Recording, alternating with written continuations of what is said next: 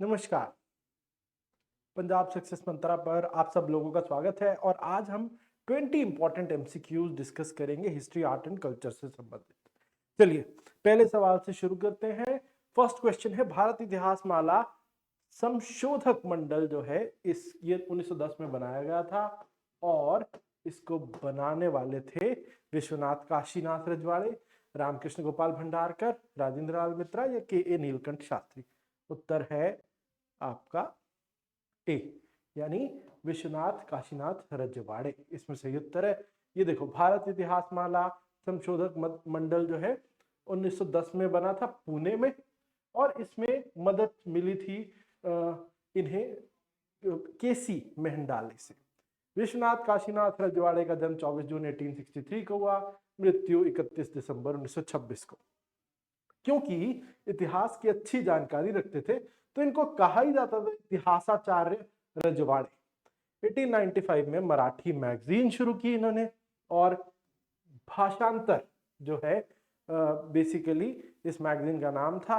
और बाद में कहते हैं कि कई वेस्टर्न हिस्टोरियंस और स्कॉलर्स जो है जैसे प्लेटो, एरिस्टोटल और एडवर्ड और उसके अलावा शंकराचार्य, उन्होंने भी ये कह लो कि उनके भी सबके कार्यों को इन्होंने अपनी रचनाओं में पिरोया। अब उनकी डेथ हुई 1926 में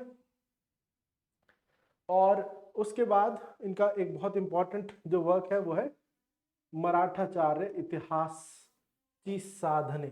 ठीक है, ये बहुत इंपॉर्टेंट वर्क है इनका। नेक्स्ट है, battle of Bhima Koregaon was a part of which of the following.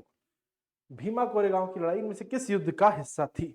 A fourth Anglo Mysore war, B second Anglo Mysore war, C third Anglo Maratha war और D none of the above. ठीक है, तो उत्तर आपको देना है, पॉज कर सकते हैं, मैं आंसर दिखा देता हूं। आंसर है सी, मतलब थर्ड एंग्लो मराठा वॉर इसमें सही उत्तर है। ये देखिए, ठीक है, भीमा कोरेगांव जो युद्ध है वो 1818 में लड़ा गया था और 1 जनवरी 2020 को 202वीं इसकी वर्षगांठ थी, यानी अब 204 साल हो चुके हैं इस युद्ध को हुए। और ये सेकेंड एंग्लो मराठा वॉर का एक हिस्सा था। 1818 में लड़ी गई third Anglo Maratha war, second नहीं थर्ड। ठीक है, चलिए अगला। Consider the following statement. She was the first Indian woman to become a teacher. पहली महिला थी टीचर बनने वाली भारत से। दूसरी, she also worked towards preventing female infanticide and set up a home बाल हत्या प्रतिबंधक गृह, बाल हत्या प्रतिबंधक गृह। और सी, she wrote भवन 52 काशी सुबोध रत्नाकर। तो ये सवाल ये है कि ये जो अब मेंशन स्टेटमेंट्स है ये किस सोशल रिफॉर्मर से जुड़ी हुई हैं? फातिमा शेख, पंडिता रमाबाई, रामबाई रानाडे या सावित्री भाई फूले। तो इसका आंसर है डी, आंसर है सावित्री बाई फूले। ठीक है, सावित्री बाई फूले 3 जनवरी को जन्म हुआ 1831 में महाराष्ट्र में। ये वाइफ थी ज्योतिराव फूले की। 13 साल की उम्र थी ज्योतिराव फूले की जब इनसे उनकी शादी हुई। इनकी खुद की उम्र 9 साल थी।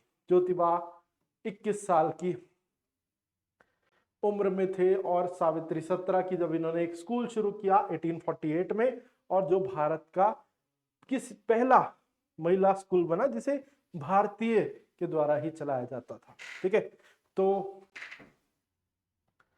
आगे अगले सवाल पर चलते। Consider the following statements. He reduced the number of representatives of Calcutta Corporation through Calcutta Municipal Amendment Act of 1899. दूसरा कहता है through the Universities Act of 1904 he placed universities in the governmental control. तीसरा, under the Indian Official Amendments Act of 1904 he restricted freedom press. 4 है lord Dalhousie, Curzon, Lytton, Minto. क्योंकि सवाल में पूछा है कि ये चारों जो चीजें हैं वो किस गवर्नर जनरल या वॉइस रॉय से जुड़ी हुई हैं, तो आंसर आपको बताना है। ये लास्ट वाला मिंटो है, ठीक है, मिंटो है ऑब्वियसली, मॉन्टो नहीं है। तो आंसर है इसका बी कर दो। Next, consider the following statement with reference to Madan Mohan Malviya. तो यहाँ पर मदन मोहन मालवीय की बात करते हैं कि ही कंट्रीब्यूटेड इन एस्टैब्लिशिंग बनारस हिंदू यूनिवर्सिटी, एक, he did not participate in civil disobedience movement, दूसरा, तीसरा, he was posthumously conferred with Bharat Ratna, the country's highest civilian award। तो इन्हें देश का सबसे हाईएस्ट सिविलियन अवार्ड मरणोपरांत दिया गया। तो आपको बताना है कौन सी स्टेटमेंट सही है इसमें से, ठीक है। 1 and 2, 2 and 3, 1 and 3 या फिर 1, 2 and 3 तीनों। आंसर देखें, आंसर है सी, 1 and 3 सही है, मतलब ये स्टेटमेंट ठीक है और पहला ठीक है, दूसरा रॉन्ग है, ठीक है। मतलब पहला कि बनारस हिंदू यूनिवर्सिटी की स्थापना में मदन मोहन मालवीय का नाम था, हाँ प्रमुख संस्थापक थे, और भारत रत्न भी ने मिला 2014 में। और उसके अलावा सिविल डिसोबीडियंस की बात करें, सिविल डिसोबीडियंस मूवमेंट में इनका पार्टिसिपेशन था, तो इसी वजह से ये स्टेटमेंट गलत हुआ, ठीक है। अगला सवाल, Indian history congress was born with about 50 delegates in Pune, Maharashtra. The first All India Oriental Congress conference in November 1919 was held in Bengal. Which of the given statement above are incorrect? One only, two only, both 1 and 2 या neither 1 nor 2? तो आपको बताना है सही उत्तर। Answer देखें, answer है B, 2 only is correct। मतलब all India oriental conference नवंबर में जो हुई थी ये बंगाल में ही हुई थी, और पहला कि इंडियन हिस्ट्री कांग्रेस 50 लोगों से नहीं शुरू हुई, ठीक है। तो पहला वाला गलत है, इसमें कुछ ही लोग थे, 50 नहीं, ठीक है। Next, Arya Samaj developed the concept of shuddhi which aimed at reconversion from Christianity, Islam and Sikhism. Arya Samaj ने शुद्धि मूवमेंट शुरू किया था जो रिकन्वर्ट करता था क्रिश्चियनिटी, इस्लाम और सिखिज्म में जा चुके लोगों को। और दूसरा, it offered a sharp criticism of the existing Hindu practices like idolatry, monotheism, child marriage, widow celibacy, dominance of brahmanas and caste system। मतलब इसने इन सभी सामाजिक कुरीतियों की कट्टर विरोध किया। लाला लाजपत राय विवेकानंद के फॉलोअर थे जो फाउंडर थे आर्य समाज के। तो आपने बताना कौन सी स्टेटमेंट ठीक है। अब शुरू करने से पहले एक तो मुझे इसमें साफ गलत दिख रही है, आर्य समाज के फाउंडर यार विवेकानंद थोड़ी ना थे, आर्य समाज के फाउंडर तो स्वामी दयानंद सरस्वती थे। तो लाला लाजपत राय अगर विवेकानंद के फॉलोअर हो भी तो भी आगे यह हाफ स्टेटमेंट गलत हो गया। दूसरी बात, शार्प क्रिटिसिज्म, हाँ बिल्कुल ये सारी कुरीतियों के खिलाफ ही तो था, ठीक है। आर्य समाज ने कॉन्सेप्ट ऑफ शुद्धि, बिल्कुल ठीक है, ये भी कॉन्सेप्ट ऑफ शुद्धि जो है जिसके जरिए सभी धर्मों से वापस घर वापसी कराते थे, तो वो भी आर्य समाज का ही था। तो पहले दोनों ठीक है, तो आंसर ये है, ठीक है। Consider the following statement with reference to third battle of Panipat, ठीक है। It was fought between Maratha empire and Durrani, 1761 था क्या ऐसा? हाँ बिल्कुल ठीक तो है। दूसरा, Bajirao Peshwa was commander in chief of Maratha army. अरे कहाँ, बाजीराव पेशवा तो 1740 में मर गए थे, मतलब उनकी मृत्यु हो गई थी। और 1761 में मराठा आर्मी को लीड कर रहे थे सदाशिवराव भाऊ, और उस समय पर मराठा पेशवा थे बाजीराव के बेटे नाना साहेब, ठीक है। तो ये गलत है। शाह आलम टू मुगल एम्परर थे इस बैटल के दौरान, शाह आलम टू बिल्कुल ठीक है, शाह आलम टू मुगल एम्परर थे इस बैटल के दौरान। तो आंसर हो गया सी, 1 and 3 आर करेक्ट। चलो, queen of Jhansi died while fighting a squadron of 8th Hussars under Captain Hinage. Jhansi was the first princely state to be annexed by British under Doctrine of Lapse. पहली बात तो झांसी से पहले सांबलपुर भी था जिसको annex किया गया था, ठीक है। तो सीधी सी बात है, पहली बात तो वो पहला नहीं था, और इससे पहले भी कित्तूर रियासत को 1829 में कब्जाया गया था इसी तरीके से। तो झांसी ये वाला रॉन्ग हो जाएगा, और queen of Jhansi died while fighting with ये वाला ठीक है, ठीक है। तो कैप्टन हिनेज की फोर्स से लड़ते हुए वो मारी गई थी, तो इसलिए ऑप्शन आ गया 1 correct. Which of the following Indian revolutionary assassinated Colonel Reynold Edward Harry Dyer? जो ये साहब थे कर्नल डायर, इनको किसने असैसिनेट किया था? मदन लाल ढींगरा, उधम सिंह, खुदीराम बोस, या इनमें से कोई नहीं? तो आंसर मुझे पता बहुत लोग क्या सोच रहे हैं आंसर, पर आंसर वो नहीं है। देखो आंसर क्या है, आंसर है डी। बहुत लोगों ने सोचा होगा Udham Singh shot dead general Dyer in London, but ये डायर तो 1927 में ब्रेन हैमरेज और आर्टरियोक्लोसिस से मर गए थे, या इनकी मृत्यु हो गई थी। उधम सिंह ने जिनको मारा वो तो माइकल और ड्वायर थे, जो असल मतलब बेसिकली जो ग्राउंड सिचुएशन हैंडल कर रहा था वो थे ये रीनल डायर, जो 1920 बाद में इसके बाद खुद से ही जिनकी मृत्यु हो गई 1927 में। लेकिन 1940 में उधम सिंह ने जिन्हें मारा जो वो अफसर थे जिन्होंने उस फौज को वहां डिप्लॉय किया था और ऑर्डर्स दिए थे वहां पे गोलियां चलाने के, तो वो ड्वायर थे। ठीक है, next consider the following statements. Azad Hind Fauj had two avatar under captain Mohan Singh and Subhash Chandra Bose. तो आजाद हिंद फौज के दो अवतार थे, एक कैप्टन मोहन सिंह के अंदर और दूसरा सुभाष चंद्र बोस के अंदर। दूसरा captain Mohan Singh became first commander of the Indian national army. Captain Mohan Singh बने तो थे पहले कमांडर। तीसरा, Bose started Azad Hind radio as part of Germany's radio service which first aired on 7 January 1942 in Singapore. पहला ठीक है जी, हाँ, मोहन सिंह के नेतृत्व में पहली आजाद हिंद फौज और दूसरी सुभाष चंद्र बोस के नेतृत्व में। पहले कमांडर मोहन सिंह, बिल्कुल ठीक। यहां गलत है, ये as a part of Germany's radio, नहीं जापानीज। ठीक है, तो इसलिए थर्ड गलत हो गया, 1 और 2 इसमें सही है, आपका ये आंसर है। ठीक है, next, servant of India society was founded by. ये तो आसान है, ये तो सवाल ही बहुत आसान आ गया। तो आंसर है आपका गोपाल कृष्ण गोखले इन 1905। चलो अगला, 1946 इंटरिम गवर्नमेंट की फॉर्मेशन से जुड़े हुए कुछ सवाल जो स्टेटमेंट्स हैं। It was the only such cabinet in India's history in which arc rival Congress and the Muslim league shared power at the centre. ठीक है, तो ये कहते हैं कि पहली ऐसी कैबिनेट थी जिसमें इतिहास में कांग्रेस और मुस्लिम लीग एक साथ कैबिनेट और पावर शेयर कर रहे थे। Eventually 5 ministries reserved for Muslims were occupied by Muslim League representatives. तीसरा, initially Maulana Abul Kalam Azad was not inducted into cabinet. ठीक है, शुरुआत में मौलाना आजाद को नहीं इंडक्ट किया गया था कैबिनेट में।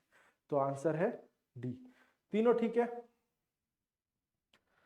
पहला भी ठीक है, दूसरा भी ठीक है और तीसरा भी ठीक है। ठीक है, चलो,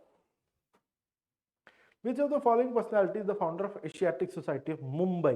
देखो, एशियाटिक सोसाइटी ऑफ बंगाल हम सब जानते, एशियाटिक सोसाइटी ऑफ बॉम्बे या मुंबई कोई नहीं जानता, जिसका आंसर है ये। जेम्स मैकिन्टॉश थे जो, ये ध्यान रखना, एशियाटिक सोसाइटी ऑफ बॉम्बे के फाउंडर। ठीक है, तो ये 218 साल पहले बनाई गई थी एशियाटिक सोसाइटी ऑफ बॉम्बे, और 1804 में बनी थी। ठीक है जी, 1804 में सर जेम्स मैकिन्टॉश के फाउंडर थे। Which of the following event did not occur in the aftermath of withdrawal of civil disobedience movement? तो सिविल डिसोबीडियंस मूवमेंट के विड्रॉल के बाद इनमें से क्या नहीं हुआ? जयप्रकाश नारायण, अच्युत पटवर्धन, अशोक मेहता, यूसुफ मेराली, नरेंद्र देव, मीनू मसानी फॉर्म स्वतंत्र party. Second, internal differences in Indian national Congress over future strategy of national movement, मतलब इंटरनल डिफरेंसेस हो गए इंडियन नेशनल कांग्रेस के लोगों में। इसके बाद तीसरा, Gandhi announced his resignation from Congress to serve better in thought, word and deed. Gandhi ji ने रेजिग्नेशन, इस्तीफा दिया कांग्रेस से अपने विचारों को बेहतर बनाने के।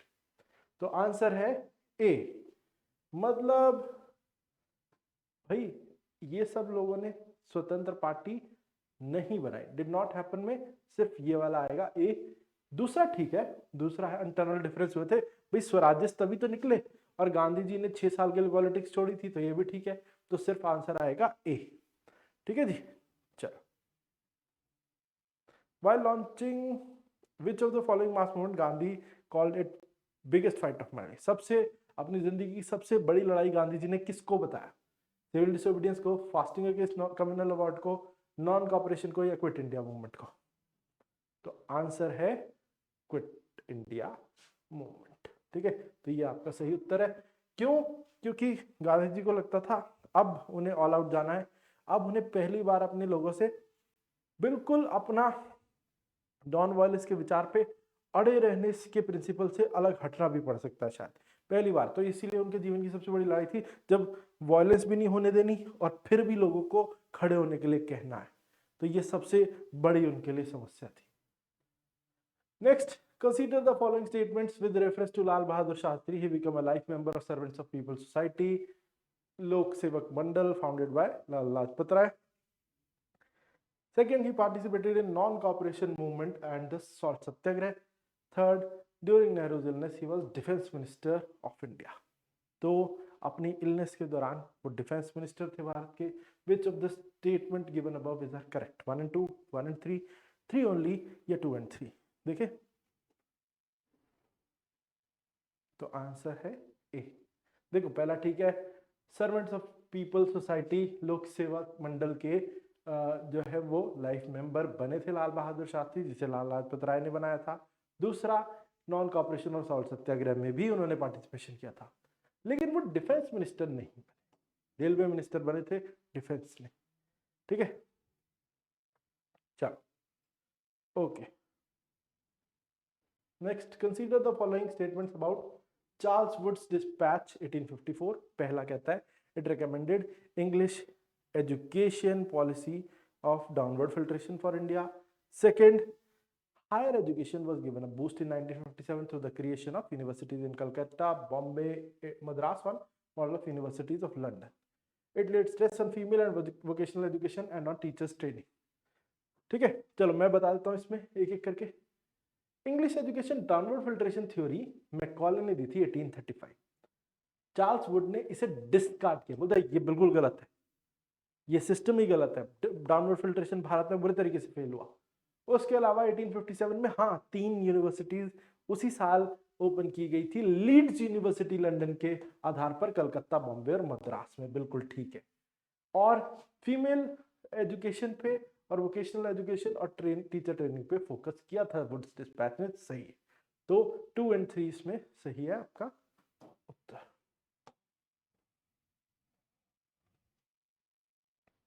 Which of the following statement is not one of the special features of social and religious reform movements of 19th century? 19वीं शताब्दी के ये 4 मैं पढ़ देता हूं कथन, एक बार देखें।